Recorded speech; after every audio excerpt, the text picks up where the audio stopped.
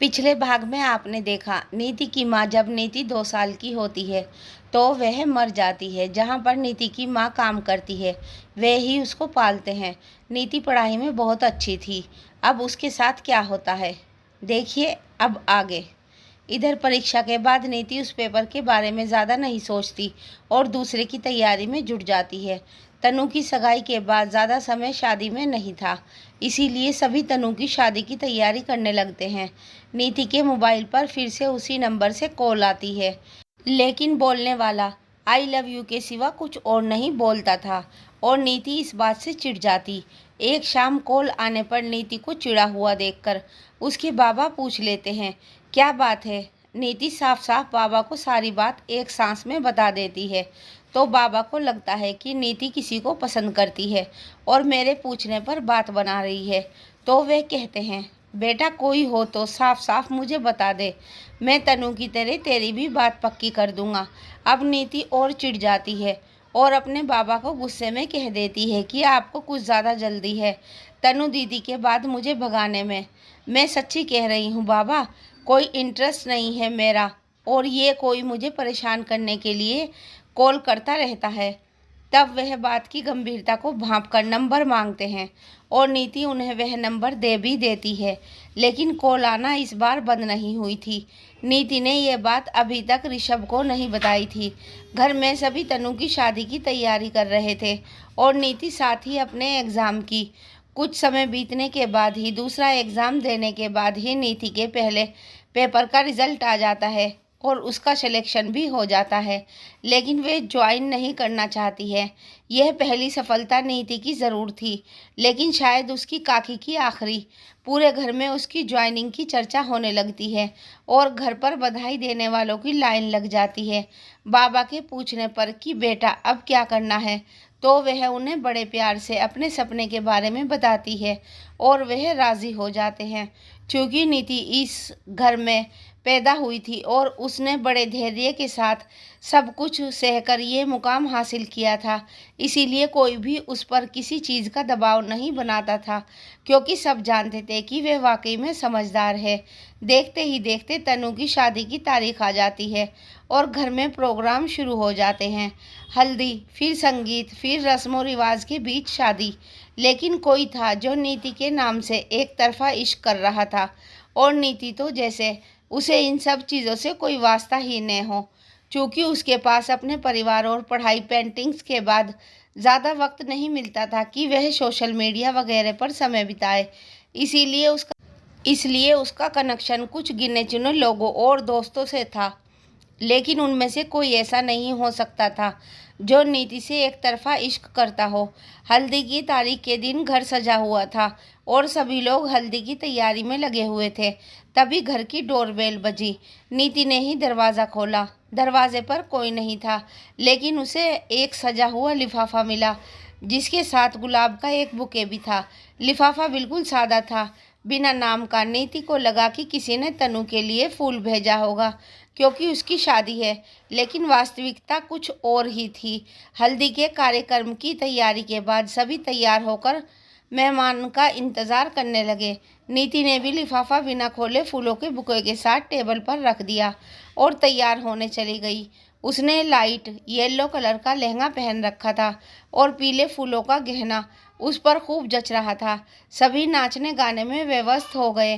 संजोग से वह लिफाफा ऋषभ ने खोला और उसमें उसे खून से लिखा एक खत मिला जिसमें उसने सिर्फ आई लव यू नीति लिखा था।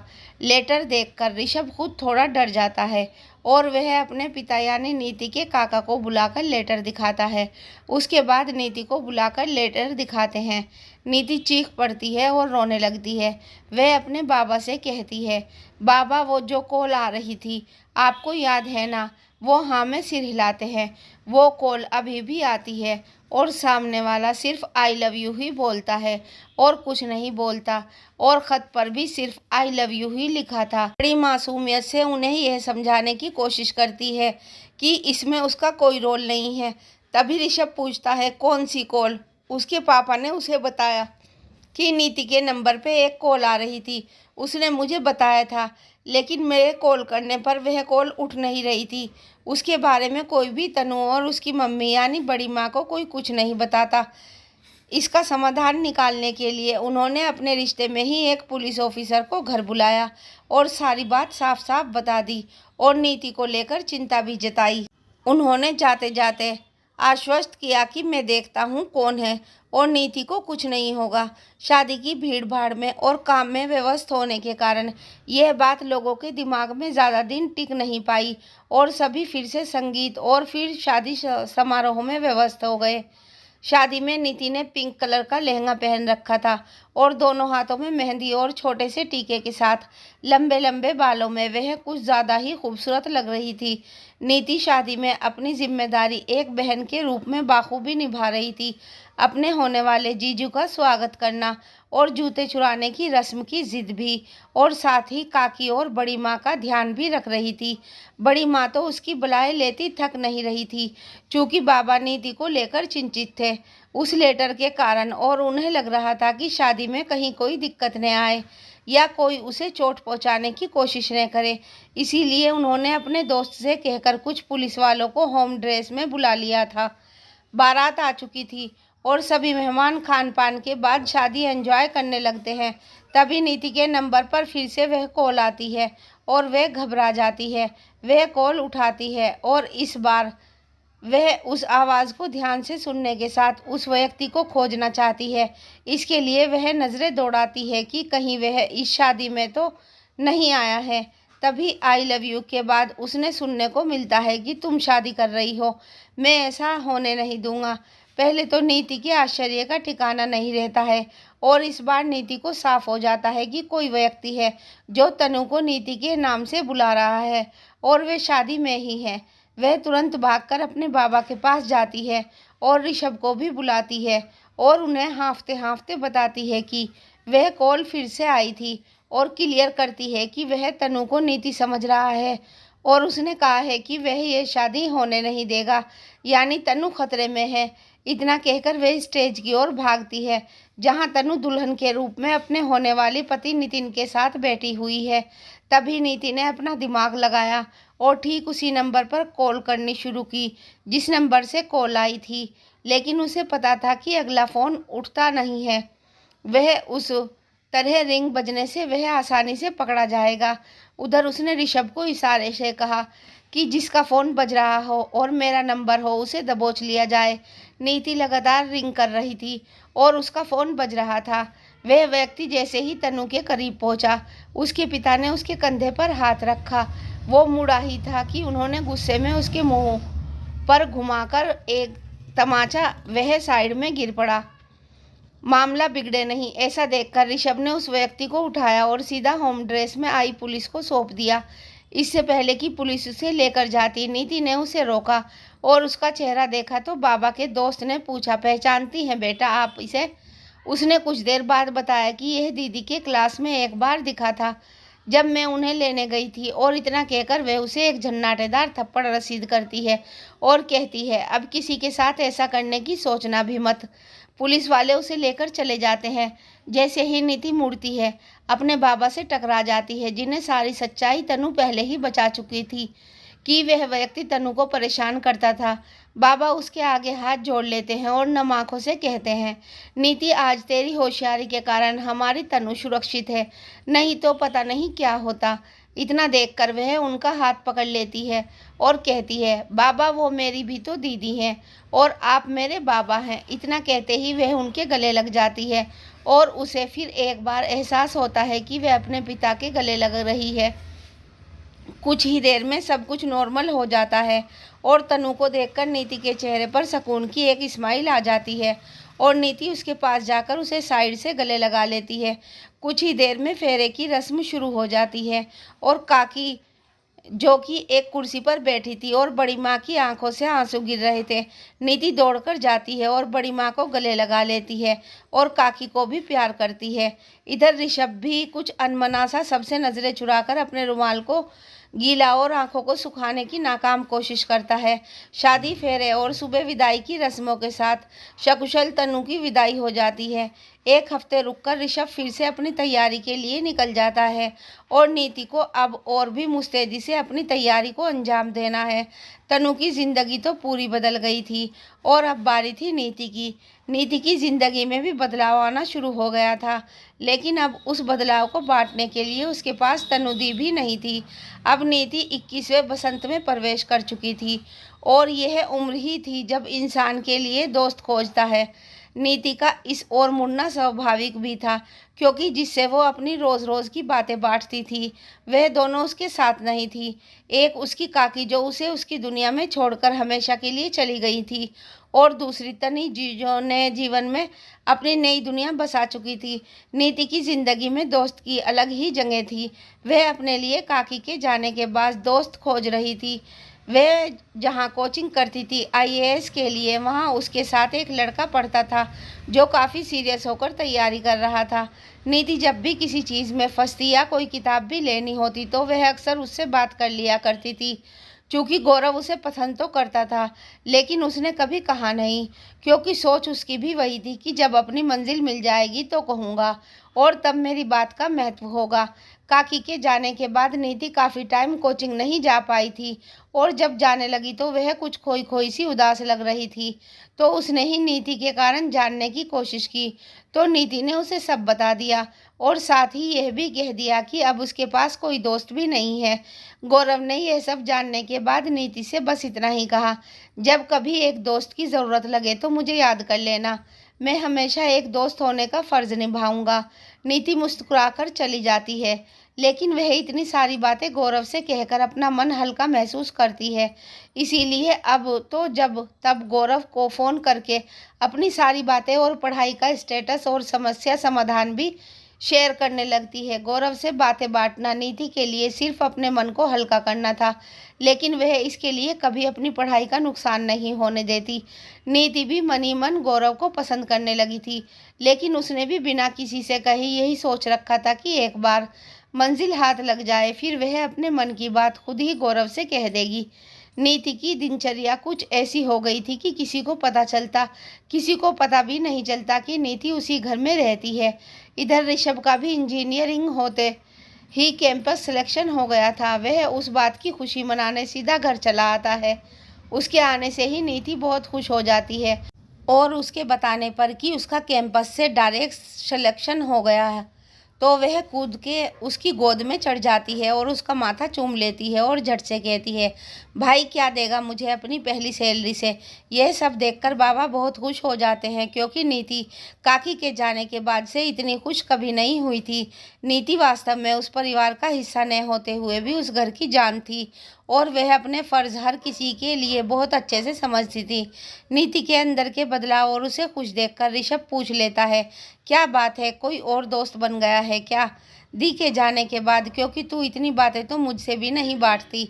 अब नीति, चूँकि नीति बहुत ही सीधी सुलझी हुई और एक बिंदास लड़की थी जो तार्किक बातें करती है, इसीलिए उसने बिना किसी लाग लपेट के गौरव के बारे में ऋषभ को बता दिया और कहा, लेकिन बात तो तब कहूँगी जब मैं अपना मुकाम हासिल कर पाऊँगी, और इससे पहले तू कभी यह बात बाबा और बड़ी माँ को नहीं बताएगा।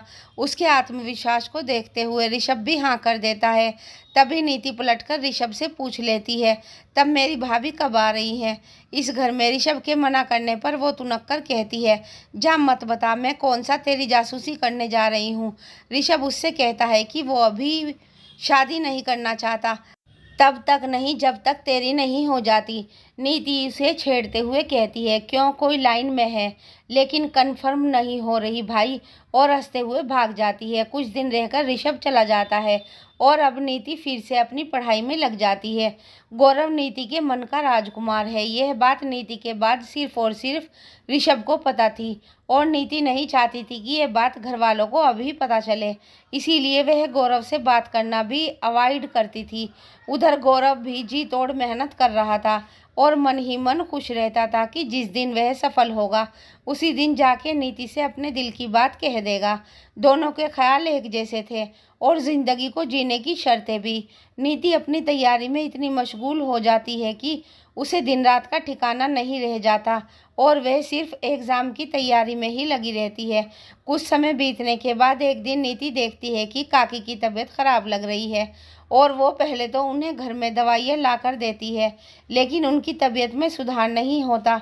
फिर वह अपने बाबा को कहती है कि काकी की तबीयत सही नहीं हो रही है और उसकी बड़ी माँ भी कहती हैं कि अब तो माँ की उम्र हो गई है और उनका ज़्यादा ख्याल रखने की ज़रूरत है, क्योंकि नीति जब से उस घर में पैदा हुई थी और उसकी माँ के जाने के बाद अगर वह किसी से सबसे ज़्यादा करीब थी तो वह थी उसकी काकी माँ।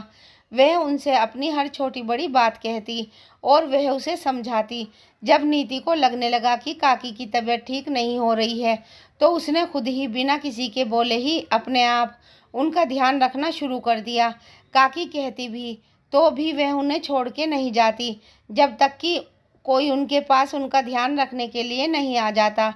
बड़ी माँ अक्सर उससे कहती, तू जा, तुझे एग्ज़ाम देने के लिए बहुत पढ़ना है, मेरा क्या है, मैं हूँ न यहाँ पर माँ का ध्यान रखने के लिए। न जाने क्यों नीति को इस बात का एहसास हो गया था कि काकी उसे छोड़कर चली जाएंगी और इस बात से वह मन ही मन बहुत दुखी रहने लगी थी। वह रात रात को उठकर यूं ही आकर काकी के पास बैठ जाती और जब काकी पूछती तू यहाँ क्या कर रही है तो कह देती नींद नहीं आ रही है। नीति की काकी उसके लिए उसका सब कुछ थी, क्योंकि एक वो ही थी जिसके साथ उसने अपना बचपन बांटा था और अब बड़े होकर भी वह अपनी काकी से ही बचपना कर सकती थी। उसे बार बार ख्याल आता कि वह तो पहले से अनाथ ही थी, लेकिन अगर काकी चली गई तो वह कहीं फिर से अनाथ हो जाए। और कभी कभी यह सोचकर वह उसके सिरहाने सर लगाकर बड़ी खामोशी से रोने लगती। उसे लगता कि काकी को कुछ पता नहीं चलेगा, लेकिन वह भी उसकी काकी थी, उन्हें सब पता था और नीति उनके सिरहाने रो रही है। लेकिन एक सत्य जिससे वह काफ़ी अच्छे से वाकिफ़ थी कि एक दिन जाना तो उन्हें होगा ही। घर वालों ने उन्हें डॉक्टर को दिखाया भी और डॉक्टर के कहे अनुसार दवाइयाँ और खान पीन का पूरा ध्यान रखा गया। लेकिन एक उम्र के बाद हर किसी को जाना है, यह सभी जानते हैं और होना भी यही था। काकी की तबीयत में एकदम सुधार नहीं हो रहा था। उन्होंने अपने बेटे से इच्छा जताई कि तनु और उसके पति को घर बुला लिया जाए। इधर काकी की तबीयत का सुनकर ऋषभ भी घर चला आया। जाने से ठीक पहली वाली रात उन्होंने नीति को अपने पास बुलाया और पूरे परिवार को भी। उन्होंने नीति से कहा, बिटिया तुझे मेरे जाने के बाद इस बात की चिंता करने की बिल्कुल भी ज़रूरत नहीं है कि तेरा कोई नहीं है। उन्होंने नीति को तब की बात बताई जब नीति की तबीयत खराब थी और बड़ी माँ को अपनी गलती का एहसास हुआ था। तब से लेकर आज तक उसने तुझे एक बेटी से कम कभी नहीं माना और तू तो खुद इतनी प्यारी है कि तुझसे कोई चाहकर भी दूर नहीं रह सकता। उन्होंने फिर कहा, अब तो तनु का घर बस गया है और तू और ऋषभ भी जल्दी से अपनी अपनी पढ़ाई पूरी करके अपना घर बसा ले। नीति ने अपनी काकी से कहा कि आप अभी ये सब मुझे क्यों बता रही हो, आपको कुछ नहीं होगा, और उनके गले लगकर बच्चों की तरह रोने लगती है। उसकी काकी उसे समझाती है कि यही जो तू मेरे सिरहाने रोती रहती है न, इसीलिए क्योंकि मुझे लगता है कि मेरे जाने के बाद तू अकेली हो जाएगी। आखिर काकी दवाइयों और पूरा ख्याल रखने के बावजूद नीति की काकी उसे छोड़कर हमेशा के लिए चली गई। नीति को अपनी काकी के जाने का बिल्कुल भी भरोसा नहीं हो रहा था और वह बच्चों की तरह उसकी चिता से लिपटकर रोई जा रही थी। ऐसा लग रहा था वह मासूम बच्ची नीति के अंदर वापस आ गई हो, जो कुछ समय पहले ही अनाथ होने के घाव को भरा हुआ महसूस करने लगी थी।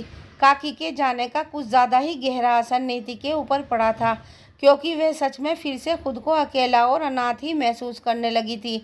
नीति की बड़ी माँ जब उसे सोचते या अकेले देखती उसके पास पहुंच जाती ताकि नीति उस अकेलेपन से बाहर आ जाए। एक रोज़ की तरह नीति अपनी काकी को याद करके पलकें भिगो रही थी। तभी उसके बाबा आकर उसके समांतर खड़े हो जाते हैं और देखते हैं कि नीति को अभी तक नहीं पता चला कि वे खड़े हैं। उन्होंने नीति के कंधे पर हाथ रखकर कहा, बेटा समय के साथ हमें हर परिस्थिति के साथ समझौता करना पड़ता है।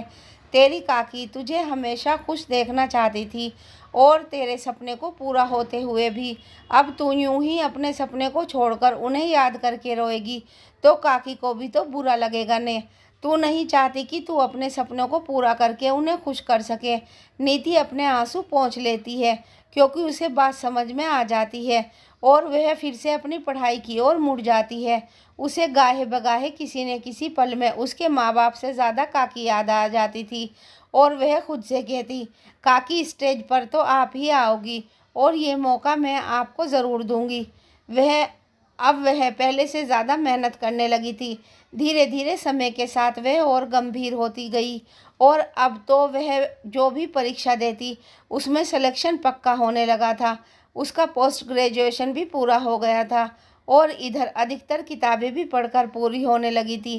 पहला साल था जब उसने आईएएस की परीक्षा में बैठने का इरादा किया था।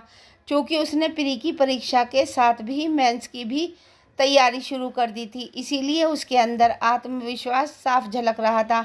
नीति अब पहले से ज़्यादा गंभीर और परिपक्व हो गई थी। एक तो समय के साथ और दूसरे अब कोई नहीं है जिससे वह बचपना कर सकती। नीति ने अपनी पढ़ाई पर पूरा फोकस लगा दिया। वो कहते हैं ने खुद की मेहनत को किसी काम के लिए 100% झोंक देना ताकि असफल होने की कोई गुंजाइश ही न रहे। पहली बार में ही उसने प्रारंभिक परीक्षा तो क्लियर कर ली थी, लेकिन मेंस में उसे खुद ही लग रहा था कि कुछ कारणों से कहीं वे रुक न जाए, और हुआ भी वही। उसने फिर से मेंस की ही तैयारी और विशेष तौर पर उसी पेपर की तैयारी की जिसमें उसे रुकने की गुंजाइश थी। दूसरे ही प्रयास में उसने प्री और मेंस की परीक्षा एक साथ क्लियर की और अब बारी थी साक्षात्कार की। चूँकि उसने पहले जितने भी एग्ज़ाम क्लियर किए थे, साक्षात्कार तो देना ही था, इसीलिए उसके लिए वह ज़्यादा परेशान नहीं थी। लेकिन अपने जीवन के बारे में बताने के लिए उसे आत्मविश्वास की ज़्यादा ज़रूरत थी। रिजल्ट आने के 1 महीने बाद ही उसे साक्षात्कार देना था। चूँकि साक्षात्कार में व्यक्तिगत सवाल किए जाते हैं तो उसे हमेशा से परेशान करते रहे हैं, इसीलिए वह खुद को मानसिक रूप से उन सवालों के लिए तैयार करना चाहती थी। वह चाहती थी कि उसकी ज़िंदगी से जुड़े सवाल उसे परेशान न करें। उसके आईएएस के रिज़ल्ट आने के बाद से उसके बाबा उस पर कुछ ज़्यादा ही ध्यान दे रहे थे। वे जानते थे कि उसे उसके व्यक्तिगत सवालों से दो चार होना है और परेशानी भी। उन्होंने उसे समझाते हुए कहा, बेटा जो हमारी वास्तविकता है हमें उसे हमेशा स्वीकार करके चलने की ही समझदारी है और डट के सबके सामने स्वीकार करना बुद्धिमानी। तुम जब इस घर में जन्म लेकर आई थी और तुम्हारी माँ तुम्हें हम लोगों की गोद में छोड़कर चली गई थी, तो मैंने ही तुम्हारी काकी को कहा था कि इसे किसी अनाथालय में छोड़ आते हैं, लेकिन तुम्हारी काकी की ममता ने ऐसा करना गंवारा ने किया और तुम्हारा सफ़र इस घर में शुरू हुआ। मैं चाहता हूँ कि आज भी तुम अपनी वास्तविकता के साथ ही साक्षात्कार की सीट पर बैठो और ख़ुद को अनाथ कहने में बिल्कुल मत झिझको। तुम जितने आत्मविश्वास के साथ अपना परिचय दोगी, वह तुम्हारी सफलता के दरवाज़ों को खोलने में उतना ही मददगार साबित होगा। पूरे आत्मविश्वास के साथ बताओ इस दुनिया को कि तुम्हारी माँ एक घर में बर्तन मांजती थी और पिता शराबी था और तुम्हारे जन्म के बाद तुम्हारी माँ तुम्हें छोड़कर इस दुनिया से चली गई और पिता ने कभी खोजा नहीं। और कुछ साल बाद खबर आई कि तुम्हारी माँ का पति यानी तुम्हारे पिता भी इस दुनिया में नहीं है। तुमने अपना बचपन कैसे बिताया और इससे जुड़कर आगे तुम खुद उन बच्चों के लिए क्या सोच रखती हो। नीति के बाबा उसे यह सब समझाकर चले गए। अब नीति खुद को मानसिक रूप से ज़्यादा मजबूत महसूस कर रही थी और उसने सोच लिया था कि वह अब अपने साक्षात्कार में कुछ भी नहीं छिपाएगी। उसकी सोच का दायरा बहुत बड़ा था जो अक्सर उसकी पेंटिंग में नज़र आता था। उसके मन के किसी कोने में एक शब्द अनाथ कहीं की उसे झंझोर देता था और वह अपने आप से कहती कि वह और बच्चों के साथ ऐसा नहीं होने देगी। उसने निश्चित कर रखा था कि अगर उसके हाथ में एक ज़िले को संभालने की जिम्मेदारी दी गई तो वह साथ ही इस जिम्मेदारी को पूरा करेगी। नीति जो पहले से ही बहुत मजबूत और समझदार ही नहीं बल्कि मेहनती भी थी, ने एक मिसाल कायम की। उसके रिकॉर्ड को देखने के बाद इंटरव्यू में उससे जो भी पूछा गया उसका जवाब उसने मुस्कुराकर बड़े ही आत्मविश्वास के लहजे में दिया। एक व्यक्तिगत प्रश्न के पूछे जाने की आप हैं कौन, तो उसने एक ही शब्द में कह दिया, अनाथ हूँ मैं। उसके मुंह से जवाब सुनने के बाद पैनल स्तब्ध हो गया पल भर के लिए, लेकिन फिर उसके रिकॉर्ड और ज्ञान को देखकर पैनल ने उसे भारत की सबसे बड़ी प्रशासनिक सेवा का कार्यभार ग्रहण करने का अवसर प्रदान किया। इंटरव्यू से निकलने पर उसने देखा कि उसके बाबा, बड़ी माँ तनुदी, उसके पति और साथ में ऋषभ भी सभी एक साथ एक परिवार की छोटी बेटी का इंतजार कर रहे थे। ये पल उनके लिए अनमोल था, लेकिन जैसे ही उसे याद आया कि अभी इंटरव्यू में वह खुद को अनाथ कहकर आई है, वह ठिठक गई और खुद को कटघरे में खड़ा महसूस करती है। उसकी आंखों से आंसुओं की धार बहने लगती है। इतना देखकर बाबा को छोड़कर बाकी परिवार को लगता है कि उसका सिलेक्शन आईएएस के पद के लिए नहीं हो पाया है, बल्कि कोई और पद मिला है, इसीलिए वह रो रही है। लेकिन उसके बाबा समझ जाते हैं कि नीति का मन भारी हो गया है सिर्फ एक उस सब अनाथ से। वह भारी कदमों से रोते हुए आती है और अपने बाबा के गले लग जाती है और कहती है कि मुझे माफ़ कर दो, आपने ही कहा था कि मैं अनाथ हूँ, ये मैं उन्हें भी बता दूँ, लेकिन आप सब तो होने आज मेरे पास, तो मैं अनाथ कैसे। इतना सुनकर उसके बाबा उसके चेहरे को बच्चे की भांति हाथ में लेकर समझाते हैं कि जो आज है वो तेरी कड़ी मेहनत और हम सब के संस्कार हैं, कि इस परिवार का न होकर भी तू इस परिवार की जान है, और तो जो तू अंदर बता कर आई है वह तेरी वास्तविकता है, क्योंकि तूने अपनी बचपन मेरे ही घर में एक अनाथ की भांति बिताया है।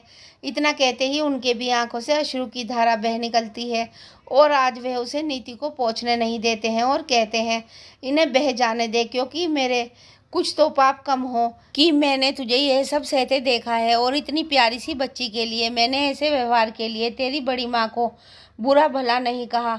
मुझे ऐसा नहीं करना चाहिए था बेटी, तू मुझे माफ़ कर दे। वहाँ खड़े सभी लोगों की आंखों में आंसू आ जाते हैं और सभी नीति को गले लगा लेते हैं। इंटरव्यू तक का सफ़र पूरा करने के बाद जब फाइनल रिजल्ट आता है तो नीति को पता चलता है कि उसने आईएएस में टॉप किया है, और कुछ देर बाद ही उसे मीडिया से रूबरू होना है अपनी सफलता के बारे में बताने के लिए, क्योंकि उसने कभी इतनी भारी मात्रा में भीड़ और मीडिया को फेस नहीं किया था। इसीलिए वह अपने परिवार को साथ चलने को कहती है। बड़ी माँ उससे धीरे से आकर कहती है, मैं भी चल सकती हूँ नीति। नीति उनके गले लग जाती है और कहती है, आपके बिन मेरा परिवार अधूरा है बड़ी माँ। मीडिया के सामने रूबरू होने के लिए नीति नीली रंग की प्लेन साड़ी पहनती है और उसके लंबे खुले बाल उसकी सादगी और सुंदरता को और बढ़ा रहे थे।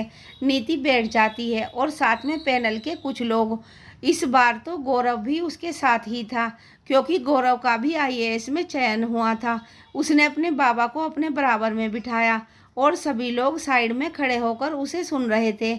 मीडिया में से सवाल आने शुरू हो जाते हैं और एक एक करके वह उनके जवाब देने लगती है, अपने विषय और मेहनत सब कुछ बताती है। बीच में से ही किसी ने नीति से पूछ लिया कि अगर आपको खुद को एक शब्द में परिभाषित करना हो तो क्या कहेंगी आप। पैनल के बैठे सदस्य के साथ ही सभी की नज़रें नीति पर टिक जाती हैं और नीति के बाबा उसके कंधे पर हाथ रखकर उसे आश्वस्त करते हैं कि जो सच है वही कहे वह, और उसके मुंह से अनाथ हूँ मैं शब्द सुनकर सभी आश्चर्य में पड़ जाते हैं। और तभी फिर से सवाल आ जाता है कि तो फिर जो बगल में बैठे हैं यह कौन है। उस पर माइक अपनी ओर करते हुए नीति को रुकने का इशारा करते हुए वे खुद बोल पड़ते हैं, मैं इसका बाबा हूँ, वो खुशकिस्मत इंसान जिसने इसकी माँ के गुजरने के बाद उसे गोद में उठाया था और अपने सामने बड़ा होते हुए देखा है। नीति की माँ हमारे घर में बर्तन मांजती थी और इसका पिता एक शराबी व्यक्ति था जिसे ये तक नहीं पता था कि उसकी एक बेटी भी है। अनाथ शब्द का इस बार बहुत बड़ा फर्क नीति की बड़ी माँ पर पड़ा, क्योंकि उन्हें लग रहा था कि नीति ने उन्हें एक माँ की जगह नहीं दी और उनकी आंखों से आंसू बहने लगते हैं। तभी उनके कानों में नीति की आवाज़ गूंजती है, भले ही मैं अनाथ हूँ, मेरी माँ बाबा के घर में बर्तन मांजती थी, लेकिन परिवार का अर्थ मुझे इन्हीं लोगों से समझ में आया। मेरे सपनों को जीने वाली मेरी काकी आज जीवित नहीं है, लेकिन वह अभी भी मेरे साथ है और मेरे सपने को पूरा होते हुए देख रही है। मेरे पास बड़ी माँ भी है और मेरी बड़ी बहन तनुदी भी और एक समझदार भाई भी। इसी के साथ मीडिया के एक और निजी पर्सन और आपके सपनों का राजकुमार। इस प्रश्न का उत्तर देने के बजाय वह सिर्फ गौरव की ओर देखने लगती है और उसके बाबा समझ जाते हैं कि गौरव उसके सपनों का राजकुमार है और गौरव भी उसे मुस्कुराकर आश्वस्त करता है कि हाँ, मैं हूँ तुम्हारे जीवन भर का साथी। अब नीति को अनाथ शब्द कमज़ोर नहीं मजबूत बना रहा था और नीति मन ही मन अनाथ बच्चों के लिए किए जाने वाले अपने कार्यों की योजनाओं को मुहूर्त रूप दे रही थी। वीडियो कैसी लगी कमेंट सेक्शन में ज़रूर लिखिएगा और हमारी वीडियो अच्छी लगी तो प्लीज़ लाइक शेयर और चैनल को सब्सक्राइब करना मत भूलिएगा।